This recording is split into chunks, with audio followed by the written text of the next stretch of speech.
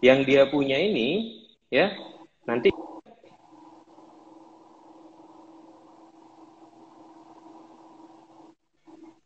nanti kita cocokin sama penghasilannya, sebenarnya make sense nggak, gitu Pak Bi? Ya, ya. Nah, oke. Nah, setelah itu kita cocokin, terus penghasilan si pengusaha ini apa aja? Setelah apa aja, kita lihat penghasilannya ini. Oh, ternyata kalau diakui sama pribadinya aja, pajaknya jadi besar sekali. Hmm. Oh, mungkin sebagian untuk usaha A itu pakai perusahaan aja, nanti ngambil prive aja supaya Hmm. pajaknya jadi lebih kecil, tapi legal. Ya. Nah, tapi legal. Nanti untuk usaha yang B jangan dimasukin pribadi. Isi bikin perusahaan lagi, nanti akui pendapatannya di situ, bayar pajaknya kalau di bawah 4,8 cuma 0,5%. Ambil Hmm. profitnya dengan cara legal. Nah, pas kita Ya. bikin SPT, itu kan kita munculin. Saya penghasilannya setahun 1 M, misalkan Pak Bia, setahun 1 M. Ya. Terus saya beli rumah 2 M. Karena di SPT itu saya masukin kan rumah 2 M. Orang pajak kan akan nanya nanti, ini uang 2 M dari mana penghasilan 1 M? Nah, di Ya. SPT itu harus bisa bercerita, oh saya ngambil prive atau dividen dari PT saya yang A yang usahanya ini. Saya Hmm. ngambil prive dari PT yang B atas usahanya ini. Nah, di dalam SPT itu harus benar-benar bisa bercerita. Karena orang Hmm. pajak, dia hanya melihat SPT saat memanggil kita, nggak ngelihat yang lain. Ya. Pak, Ya. ini nggak make sense datanya, kira-kira gitu. Hmm. Nah, jadi dengan kita mencari loopholes, dengan kita tahu aset kita apa saja, dengan kita tahu apa yang akan kita laporkan, nah nanti itu pasti bisa muncul. Kita akan cari angka yang terendahnya gimana ya, gitu. Tapi Hmm. legal, gitu. Ya. Ya. Nah, Ya. Ya. Ya. Memang, memang kalau lewat apa namanya, lewat online begini sulit membayangkan. Kalau ketemu memang lebih jelas. iya, iya benar Ya. Pak Bi. Jadi makanya waktu itu kan kita eh, berdua bertiga sama Mas Ripi kan mengusulkan Hmm. membuat, kita sudah 2 kali bikin workshop untuk bagaimana cara mengisi pajak, ya. Sayangnya Hmm. teman-teman yang sadar tentang pajak ini atau yang merasa tahu tentang pajak sudah banyak sehingga kurang banyak peminatnya. Padahal sebetulnya usaha itu eh, memang cari profit maximization. Tapi kalau profitnya nggak bisa diselamatkan karena kemudian kita salah mengisi SPT, ya akhirnya kerja kita sehari semalam menjadi percuma juga ya. Gitu. Nah, Iya baik benar Mas Pak Bi. Vicky, kita sudah sampai kepada menjawab pertanyaan. Mungkin nanti sambil menjawab pertanyaan masih bisa dijelaskan beberapa hal. Di saya mesti mendekat karena kacamata saya uh, kurang bagus. Laporan dari Bu Twita. Halo Bu Twita, suara jelas katanya. Oke, bentar. Pertanyaannya ada di bawah ternyata. Tadi saya lihat di atas ada pertanyaan, ternyata nggak ada. Nah, ini pertanyaannya ngeri-ngeri banget nih. Ngeri-ngeri sedap. Sebentar. Tadi dari Mbak Asifia, hubungan isi SPT 2019 dengan tax planning dong Mas Rizky. Nah, ini kayaknya enakan ketemu nih kalau yang gini ya. Nah, berapa nih, Gruse Store, berapa persentase pajak yang harus dibayarkan setiap tahunnya? Nah, monggo silakan Mas Rizky. Nah, kalau tarif pajak ini kan variatif. Kalau usahanya Grustor ini UMKM, omsetnya di bawah 4,8 M setahun, itu bayarnya cuma 0,5% dari omset. Nah, menurut saya itu tuh udah tarif paling rendah semenjak ada pajak. Jadi jangan gak dimanfaatin, malah dimanfaatin, jangan menghindar, itu satu. Yang kedua, kalau omsetnya di atas 4,8 tapi di bawah 50 M, itu tarifnya ada progresifnya. kurang lebihnya, angkanya kurang lebih mungkin sekitar 20% dari profit. Nah, itu lumayan itu besar pajaknya. Kalau omsetnya di atas 50 M, itu tarifnya 25% dari profit. Tahun 2020 ini, untuk ke 2021, tarif itu turun, jadi 22%. Tahun 2023 nanti turun jadi 20%. Gitu.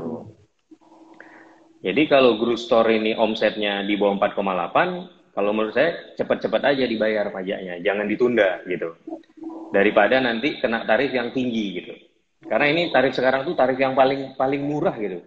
Kesempatan banget ngaku pajak sekarang gitu. Kalau selama ini nggak pernah lapor, sekarang tuh kesempatan. Kalau menurut saya gitu. Ya, ya. Gitu, Pak. Jadi saya ulang lagi ya. Kalau omset di bawah 4,8 kena 0,5%. Ya, Omset ya. setahun Pak Bia. Ya. Jadi kalau misalnya setahun omsetnya 4 M, ya kena 0,5% aja kan. Iya, benar. Tapi kalau lebih dari 4,8 M, maka dia akan kena pajak progresif sebagai PKP. Ya, betul. Sebagai pengusaha kena pajak ya. Itu 10% ya kalau nggak salah ya. Atau Kalau 20%. PKP-nya, PPN-nya 10%, Ya. tapi kalau tarif PPh-nya, jadi progresif agak tergantung besarnya omset nanti Pak Bi. Tapi kurang lebih mungkin let's say 20% dari profit lah. Oke. 20% dari profit ya. Dari profit. Nah, 20% dari profit ini harus ada cerita nih. Supaya profitnya nggak Ya, terlalu tinggi. Sehingga 20% ini bisa lebih kecil jadi 0,5%, 4,8. benar Pak Bi. Ya, oke, oke. Ini cukup jelas saya kira. Nah, berikutnya ini dari uh, Upi Meong. Wah, namanya macam-macam banget. Terima kasih Pak B, dikasih tamu live yang keren. Wih, cocok dengan masa sekarang yang dibilang Mas Rizky ini saya setuju. Oh, pernyataan aja. Lalu saya ulang lagi, masih penasaran. Jika penjualannya di luar negeri, bukan di Indonesia, apakah masih harus membayarkan pajaknya di Indonesia? Kan sudah membayarkan di negara yang didistribusikan. Nah, ini yang untuk biasanya dropshipper nih. Beli dari China, jual di Amerika, apakah bayar pajak juga? Oh, Nah, silakan. jadi gini, kalau pajak itu, kalau usahanya di dalam daerah pabean, gampangnya gini lah, di dalam negeri, bisnisnya di dalam negeri, itu kita bayar pajaknya di dalam negeri. Tapi kalau usahanya kita di luar negeri, itu kita bayarnya di luar. Tapi beda ceritanya kalau barangnya produksi di dalam negeri, usahanya di dalam negeri, barangnya diekspor keluar. Barang yang dijual keluar, itu pajaknya tetap di dalam negeri. Bayar pajaknya. Nah, itu tapi PPN-nya jadi 0% Pak Bi. Oh, Untuk gitu. ekspor tuh semua Ya, PPN-nya 0%. karena pajak Cuman penjualan. bayar PPh-nya. Iya, hanya pajak penghasilannya saja. Ya. Itu. Oke, baik. Itu mungkin menjawab kenapa kok banyak apa namanya marketplace yang gudangnya di Singapura ya. Ya, benar Pak. Oke, okay. Makanya beberapa pengusaha justru menggelembungkan cost atau expense agar profitnya kecil dan pajaknya sedikit. Pengusaha juga biasanya punya dua laporan keuangan. Laporan keuangan sebenarnya dan laporan keuangan pajak. Gimana menurut pendapat Mas Rizky? Nah, jadi ini terkait penggelembungan kos ini, itu mungkin di pajak itu ada benchmarking ya. Sebenarnya orang pajak tuh bisa ngelihat, misalkan saya jualan baju, anggaplah saya distributor besar. Jualan baju ini kan udah kelihatan sebenarnya profitnya umumnya itu 50%. Tapi ada juga yang profitnya cuma 20%. Si satu pengusaha, dia, waduh, saya besar banget nih kalau bayar ngakuin profit saya 20%. Digelembungkanlah semuanya. Sehingga labanya jadi tinggal 5%. Nah, itu akan memunculkan kecurigaan sama orang pajak. gitu. Menurut saya itu harus hati-hati menggelembungkan itu. Nah, jadi mungkin harus diatur sedemikian, mungkin ini agak panjang ceritanya, tapi singkatnya mungkin harus diatur sedemikian, tergantung usahanya apa, kita harus cari tarif yang termurah. Tapi menggelembungkan ini di pajak tuh ada namanya koreksi fiskal. Biaya yang dikeluarin tapi nggak diakuin sama orang pajak. Nah, itu ada begitu. Jadi percuma biaya itu dikeluarin. Kalau dia diperiksa, orang pajak tahu, itu tetap kena. Gitu kira-kira Pak Abi. Kalau yang double pembukuan tadi, nah itu memang di mana-mana banyak ya Mas ya. Ada yang sampai triple, ada yang sampai 4 gitu. Ya mungkin sebenarnya kalau dari sisi keuangan itu salah. Ya tapi balik lagi ke pengusaha masing-masing. Kalau mereka bisa mempertanggungjawabkannya, ya mungkin silahkan. Tapi kalau di mata pajak itu salah. Itu membahayakan gitu. Double pembukuan itu membahayakan. Gitu Pak Bi. Ya, ya memang sebaiknya daripada pusing-pusing, apalagi sekarang semuanya sudah online ya. Kita pakai ERP, udahlah, biar komputer yang kerja, ngapain juga kita macam-macam seperti itu. Karena toh nanti saya juga nggak banyak. Dan yang paling penting nanti nggak barokah. Oke, baik. Menurut Mas Rizky, gimana kalau buat usaha lebih baik PT atau CV? Nah, ini menarik nih. Silakan. Nah, jadi kalau ditanya PT atau CV, mungkin harus dilihat pertama Mbak gini. Pas kita bikin usaha itu, kita melibatkan orang lain nggak? Contoh, Bapak Asep bikin usaha, anggaplah baju. Pakai investor nggak? Nah, kalau pakai investor, investornya orang lain, apa orang kita kenal, atau siapalah dia. Kalau tidak punya hubungan dekat yang cukup baik, saran saya pakai PT. Karena PT itu kan terdiri dari saham. Jadi kalau ada apa-apa di kemudian hari, itu dipertanggungjawabkan sebesar modalnya aja, kira-kira gitu. Nah, jadi PT itu keuntungannya untuk mengamankan kita lebih kurang secara hukum lah. Tapi kelemahan PT ini, kalau dari sisi pajak, kalau ngambil profit, itu kena dividen. Kita untung 100 juta, harus bayar dividen 10%. Jadi cuma terima 90 juta. Jadi kalau dibilang untung rugi, jadi hilang uang kita 10 juta harus bayar pajak. Itu aturannya kalau di PT. Namanya dividen. Tapi kalau di CV, ngambil uang 100 juta tadi, itu namanya prive. Prive itu bukan objek PPh, bukan objek pajak. Jadi ngambil 100 juta tetap terimanya 100 juta. Nggak dipotong sama sekali. Berarti kan dari situ aja udah untung. Inilah yang saya bilang tadi, kita harus pakai tax planning. Untung pakai PT apa untung pakai CV. Tapi di CV ini kelemahannya, apabila ada masalah pajak, ya itu akan terkena sampai ke ownernya. Jadi kalau bisnisnya nggak perlu keren-kerenan, nggak kalau pakai PT ini lebih bonafit gitu. Menurut saya pakai CV aja, apalagi dijalaninnya sendiri. Jadi nggak usah pakai PT menurut saya gitu. Lebih bagus CV gitu. Tapi ya tergantung nanti mbaknya yang tipikalnya gimana gitu. Kebutuhannya. Mungkin gitu Pak Bi. Ya, saya dengar PT sama CV itu, kalau PT itu kalau kita ada utang piutang dan kemudian kita gagal bayar, maka yang disita adalah kekayaan dari PT. Sementara kalau CV kita ada utang piutang dan gagal bayar, maka yang disita adalah kekayaan pribadi. Itu betul nggak tuh, Mas? Nah, benar Pak Bi. Jadi kalau di PT, kalau kita ada utang piutang, tanggung jawab kita itu sebesar modal di setor. Kalau di PT. Jadi kalau kita store 500 juta, utangnya 5M, ya berarti tanggung jawab kita di 500 itu gitu. Karena kan belum tentu kita yang punya masalah. Bisa aja direkturnya pinjam uang tapi tanpa izin pemegang saham dan lain-lain. Tapi kalau kejadian sama di CV, itu pribadinya harus nanggung semua.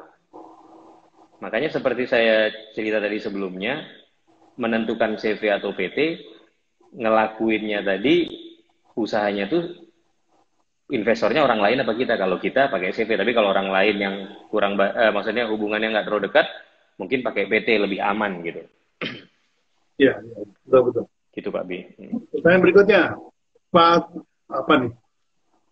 Pesantas Purwokerto, Kobers. Namanya keren-keren banget. Kagum saya sama cara bikin nama.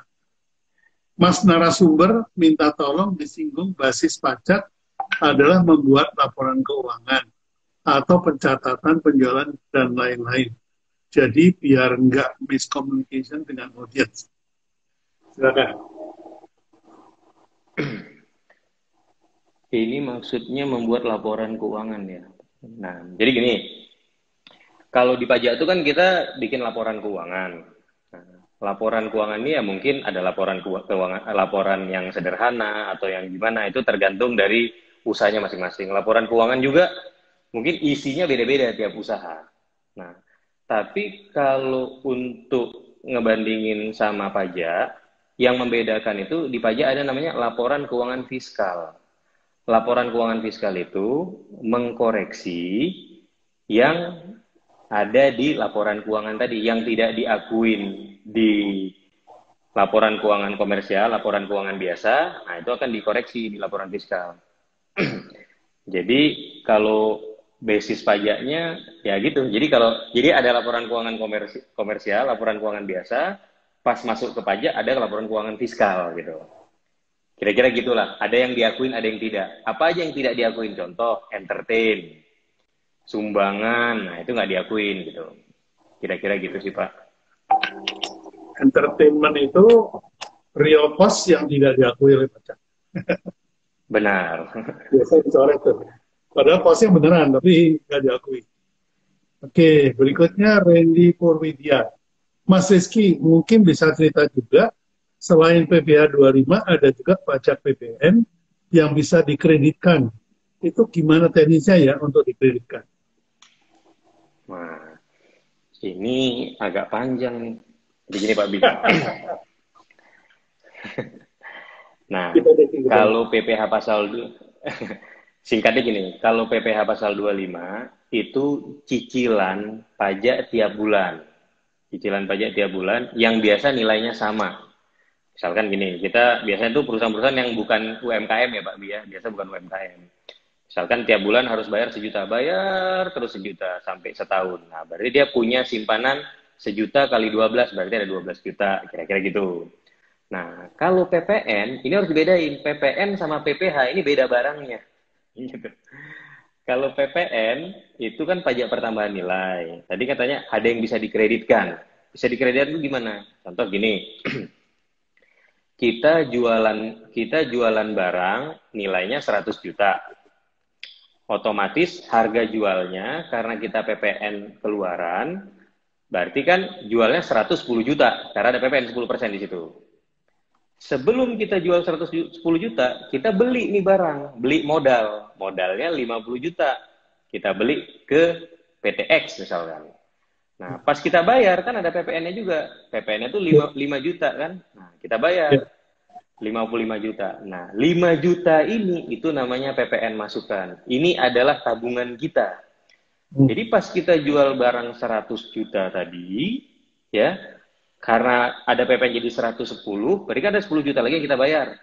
Ya. Nah, tabungan 5 juta tadi jadi pengurang. Sehingga pajak yang harus dibayarkan 10 juta kurang 5 juta. Jadi yang dibayar tinggal 5 juta. Kira-kira gitu. Kalau PPN tuh bukan pajak sih, sebenarnya cuma numpang lewat. Kira-kira gitu. Numpang lewat aja. Bukan uang kita. Itu uang bukan uang kita. Betul. Jadi jangan main-main sama PPN. Saya pernah mengalami di perusahaan mana itu PPN tidak secara disiplin dibayarkan oleh bagian keuangan saya, sehingga kemudian saya menjadi temuan itu, jadi temuan dan dipanggil oleh kepala pajak dan saya mengaku saja yang memang terjadi kekhilafan dan segala macam. Maka ya kemudian dicicil sampai kena tax amnesty. Jadi akhirnya lepas dari cicilan. Oke. Namaku namaku Aka. Sebelum lanjut dengan pertanyaan, saya baru mendengar kabar bahwa penyanyi Glenn Fredly ya, Ya. itu barusan meninggal dunia. Jadi kita ucapkan innalillahi wa inna ilaihi raji'un. Semoga husnul khotimah dan dapat tempat yang baik di sisi Tuhan. Baik, kita lanjut lagi. Bagaimana tax planning dalam masa COVID-19, terutama saat pengisian PPh 25 tahun 2020. Ya. Bentar. Supaya PB apa tuh?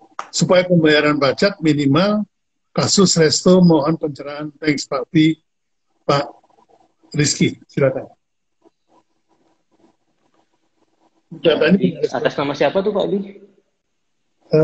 Atas namanya namaku Haka. Namaku Haka ya. Ini yang saya nggak Pak Bi ya. Tadi saya agak nggak kedengaran semua. Jadi gini, kalau PPh pasal 25 tadi, mungkin pertama coba dilihat dulu itu ada stimulus dari pemerintah sekarang bisa dikurangin 30% untuk 440 kelompok usaha. Nanti coba dilihat apabila usahanya Mas Adi sekarang bisa buka di DJP online, tinggal ngajuin aja. Selama 6 bulan ke depan, itu PP pasal 25-nya di pasal 25-nya itu diturunin 30%. Mulai bulan depan. Jadi kalau misalnya kita bayar biasa 10 juta sebulan, tinggal 7 juta. Kira-kira gitu. Itu ada stimulus dari pemerintah.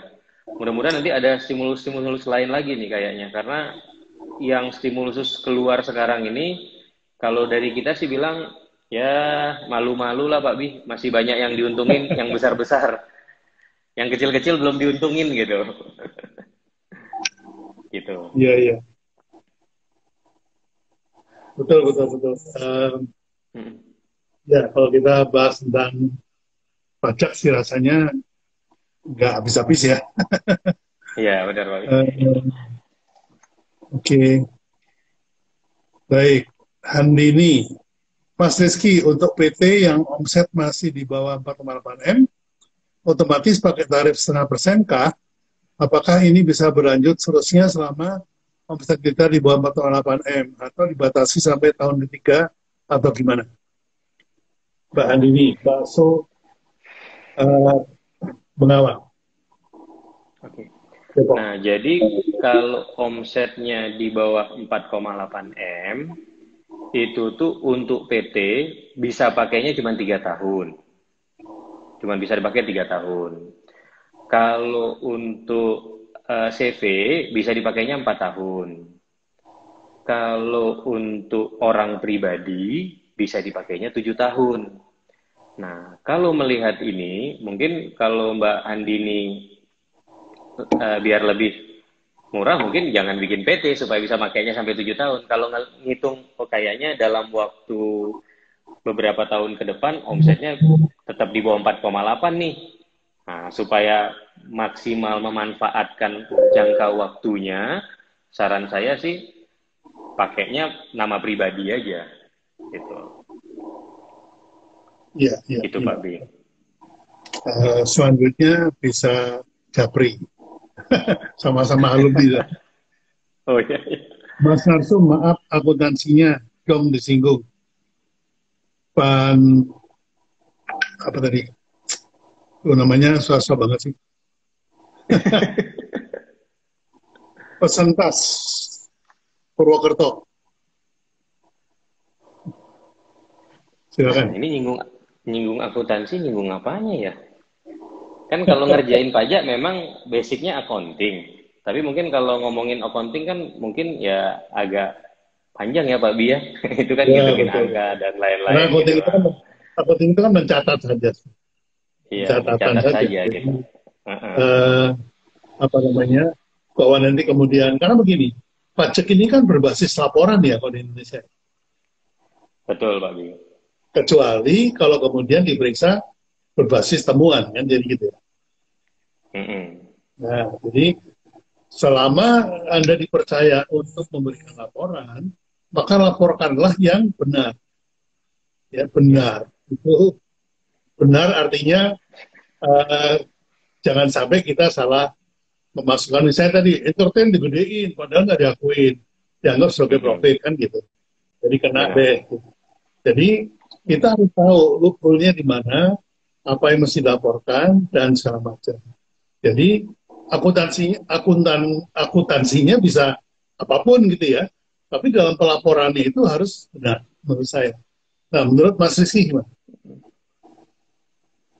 Ya, jadi gini, yang pakai accounting itu, yang pakai akuntansi itu, kalau di pajak itu kan yang wajib itu adalah badan, PT atau CV.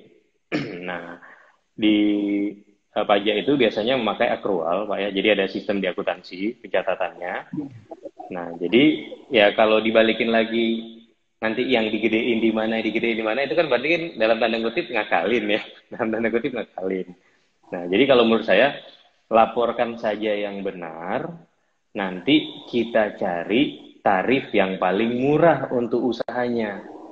Kalau akuntansi mah sekarang menurut saya udah cukup dipermudah, apalagi banyak eh, apps, software-software gitu. Rasanya sekarang tuh nggak terlalu penting orang pintar akuntansi, yang penting bisa make aplikasinya aja udah cukup sih kayaknya. Ya, baik. Nah, ini ada pertanyaan terakhir mungkin ya.